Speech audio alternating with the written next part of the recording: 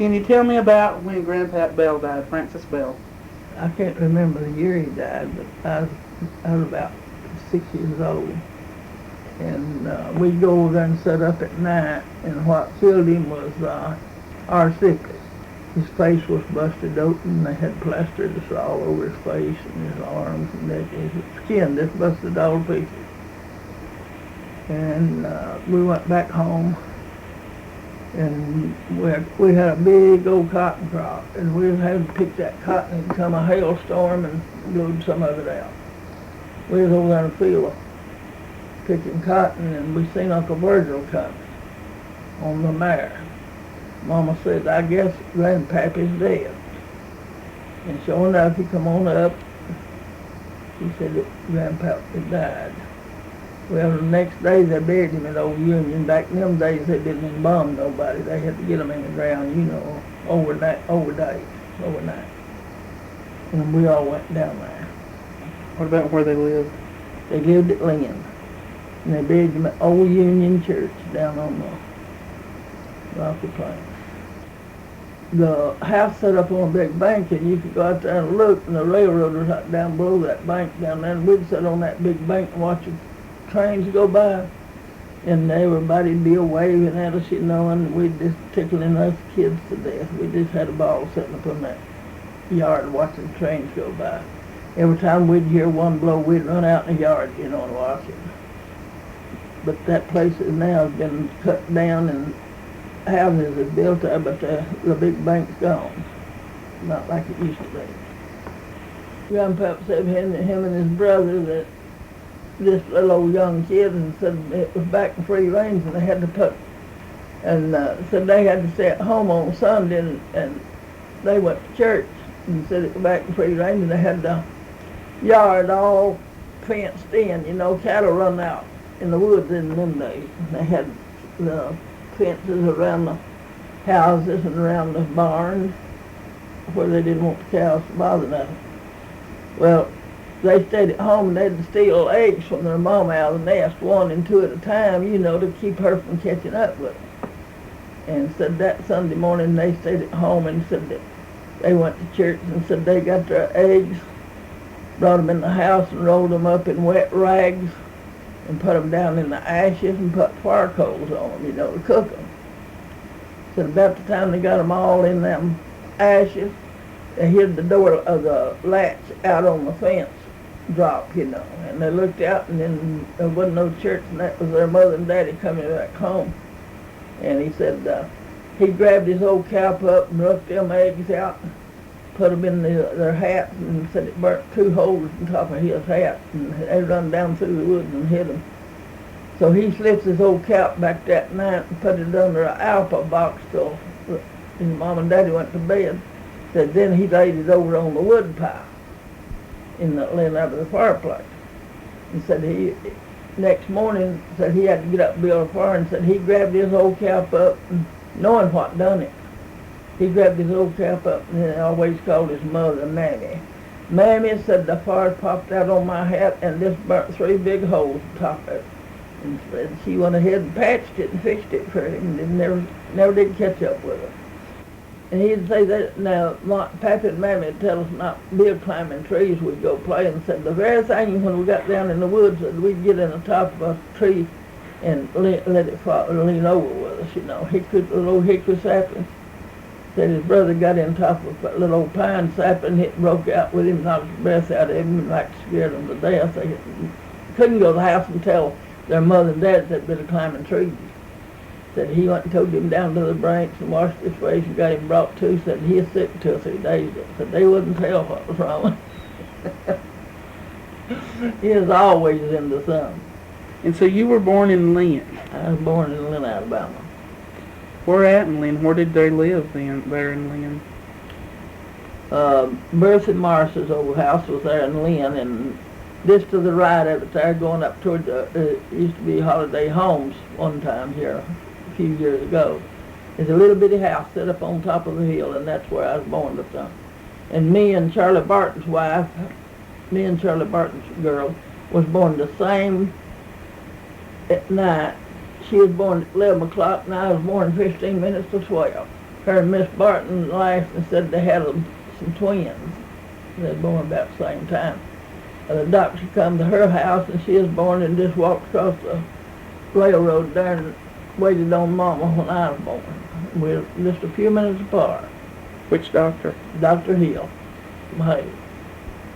And years later then, he married Bertha Morris. She was a postmaster at Lynn whenever I was born.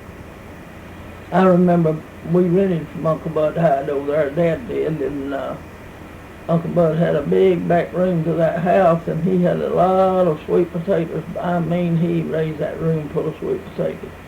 And he couldn't use them all. He told us to get sweet potatoes when we wanted them to cook. And then whenever it comes spring of the year, him and Papa got the little ones and made beds and put them in them and raised. And Daddy, he just rented anybody that wanted to rent him land, he'd rent the land and make a crop on third and fourth, they called it. It'd be third of the corn.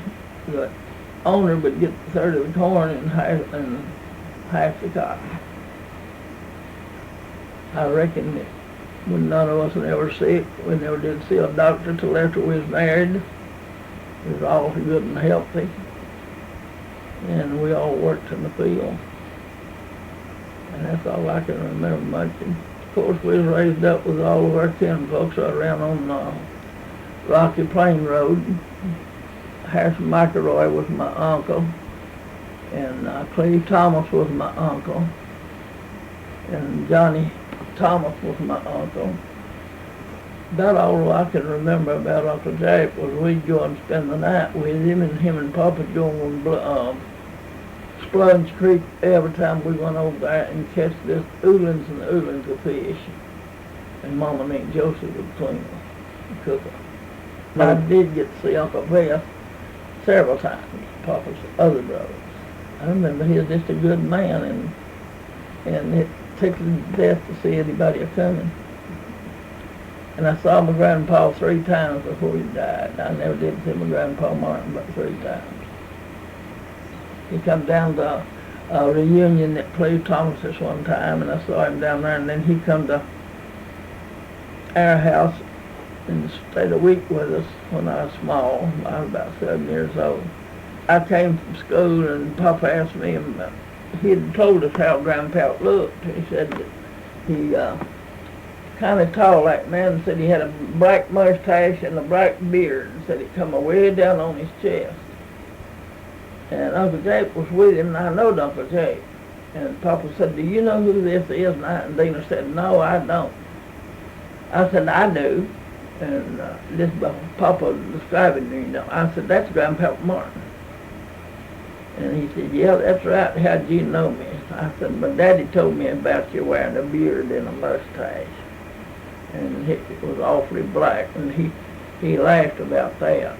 And then another time I seen him, we went up in Russellville to a reunion, and that's the last time I ever seen him. Virgil and my daddy, they drank and right smart. And they was together nearly all the time. And Uncle Virgil said Papa was his brother. He wasn't just a brother-in-law. He was his natural brother, the way he felt about it. Because Virgil had a brother that died when he was 15 years old. Virgil didn't have another brother, and he just took from Daddy for his brother. And when Dad went to the hospital and died, Virgil went up there and stayed with him the whole time he was at the hospital, till he died. Yeah, I mean, he did go home. Esther had to carry his clothes up there to him to change clothes in as long as Dad stayed up there. He never did go back home. He stayed right up there. We'd come up to Mama's and we'd go over to the field before there's that picking cotton. Frank was a little old bitty thing and held him up there. And they'd be playing up and down the cotton rows, and Frank couldn't talk plain. He'd say, Howden, said, come here, said, I found a day hopper. He found a grasshopper, you know. I found a day hopper. Mama just laughed about it. One time we lived down at the old Hunter house, and it was come the biggest snow you ever seen. And Papa, he was at work trying to make us a living. And it was about nearly sundown, it was cloudy and been snowing all day.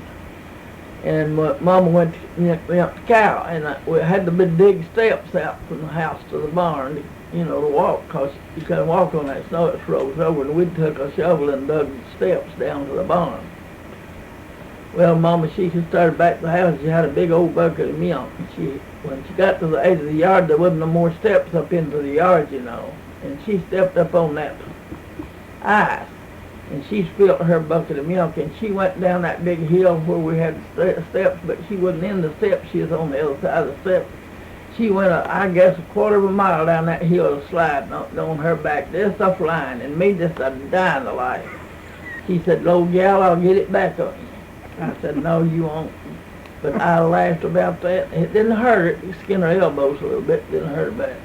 Well, she come on, got back to the house, and she told Dana, said, "Now you stay here and watch the kids." Said, "Me and Feneda's going to hunt some pine knots to build a fire with in the morning." Said, "It'll be cold and we'll need something to build a fire." Well, she knowed where some pine was at over on the other side of the house, but it's right smart little way down to it. And there's an old road there, and it was just swagged out. We started to cross that, and I slipped and fell, and down that old road, down that hill I went, just like she did, and she had the laugh back on me. Yeah, we had a lot of fun back when we were kids. If we could get something on Mom now, it done us good, just get the laugh at her. It's a wonder she hadn't whipped us, but she's a good sport. She always laughed about it. She said that the day that her mama took sick to die, she said Virgil and Grandpap was down there at the old spring, down there on the flats. And they had a new ground broke up. New ground cleared down there. And Virgil was breaking him a horse in.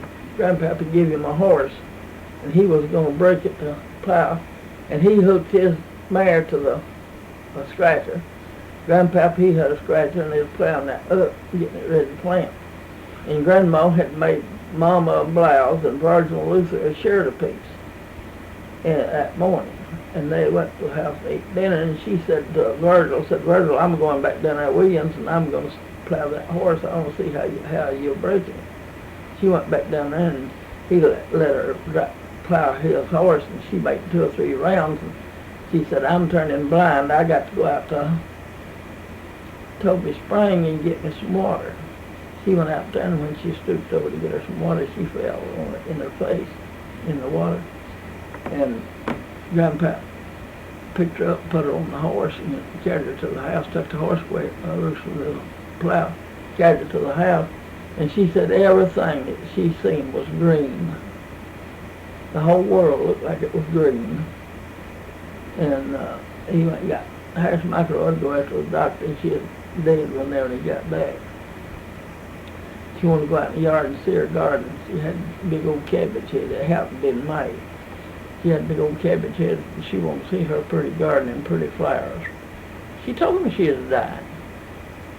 And she told Mama, she said, "Martha, you stay at the house." That was at dinner. She said, "You stay at the house and work buttonholes in their shirts and put the buttons on them, and your blouse too," said they might need them.